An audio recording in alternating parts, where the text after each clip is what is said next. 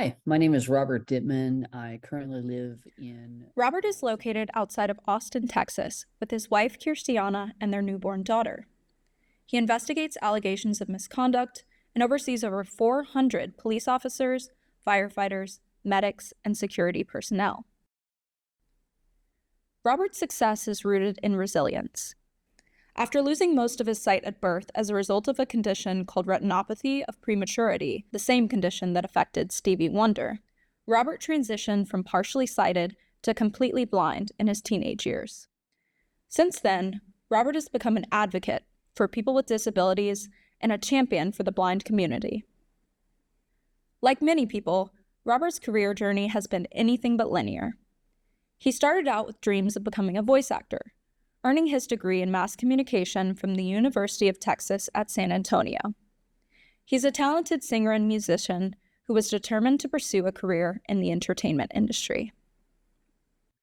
I thought I was going to be a voice actor.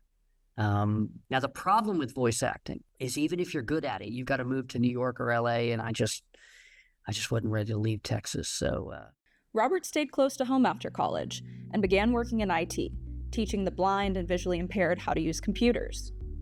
Over the years, he also served as a dedicated member of the U.S. Coast Guard Auxiliary, which, alongside other U.S. military organizations, led him to pursue a degree in law over his lifelong passion for the arts. By 2012, Robert had graduated from St. Mary's University School of Law and launched his own criminal defense practice. But in 2023, after over a decade in the courtroom, Robert made his latest career switch when his friend extended an unexpected job offer.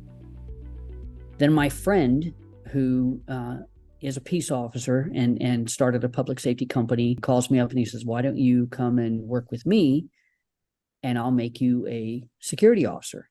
And I literally told him, I said, "Nick, you're out of your mind." He goes, "No, seriously, you can do this."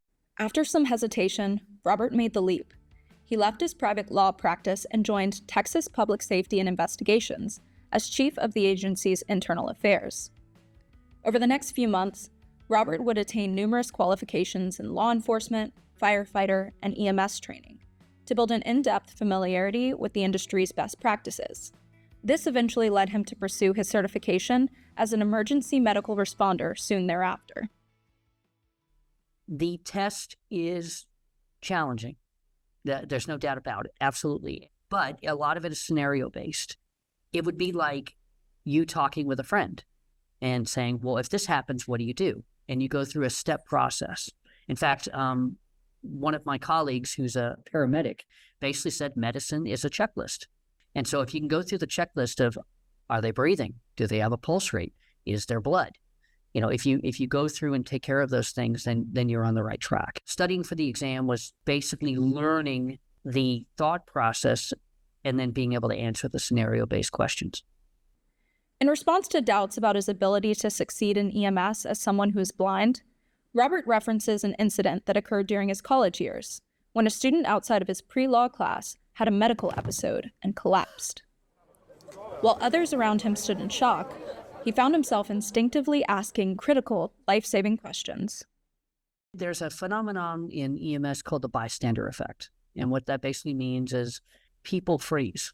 And that doesn't mean they're not wanting to help, and it doesn't really mean that they aren't capable of helping. It's just when things start to go bad very quickly, it's a very normal response for people just to freeze and say, "I don't know what to do," or "There's so many things that need to do," and so they just stop.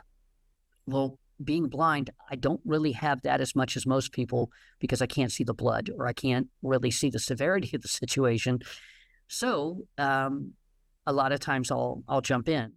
And so when the opportunity came to take EMS training, of course I'm going to step forward and do it, because whether you can see or whether you can't, the knowledge is not bad to have. Robert feels that his personal hands-on experience within the public safety profession has better equipped him with the knowledge to more deeply understand and therefore investigate any allegations of misconduct affecting his team. So what I tell people is, how do you know if someone did it right if you don't know what they know? Now, when I initially got this job, it was thought, and my colleagues in the attorney world say, "Well, you can do that as outside counsel. You can do it as an attorney in a suit and a tie." I respectfully disagree. when you're wearing the same uniform as your brothers and sisters, and I'm not some lawyer from the outside, I'm one of you, I get it. When something happens, I'm going to get it. I'm going to get a little more than somebody who's removed from the outside.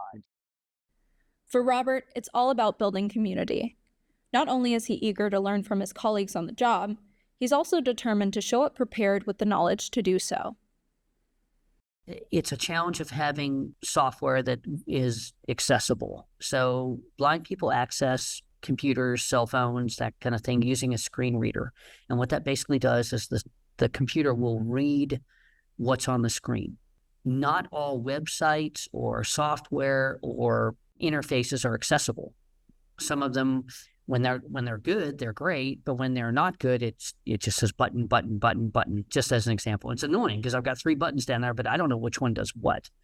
I have to say the Pocket Prep was one of the, I want to say 5 or 6 different software that I tried that was 100% accessible.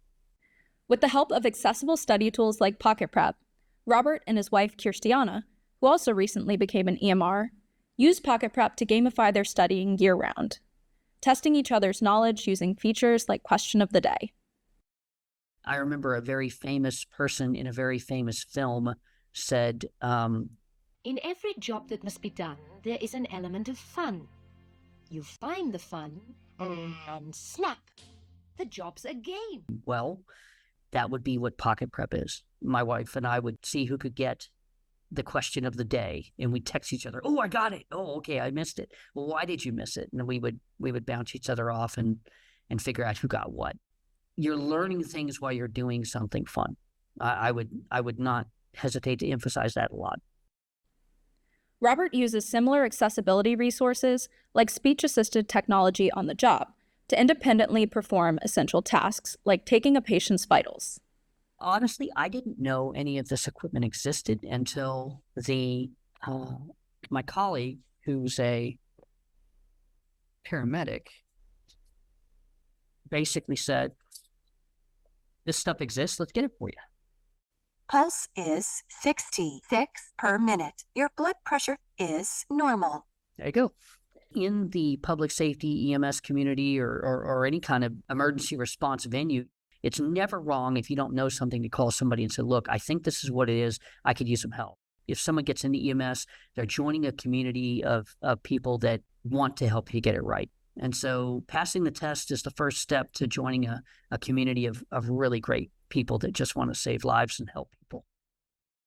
One of the challenges I have had is that not every agency is like mine. Texas Public Safety and Investigations believes in giving everyone an opportunity to succeed. That's why, again, my director has been a champion of utilizing people with disabilities.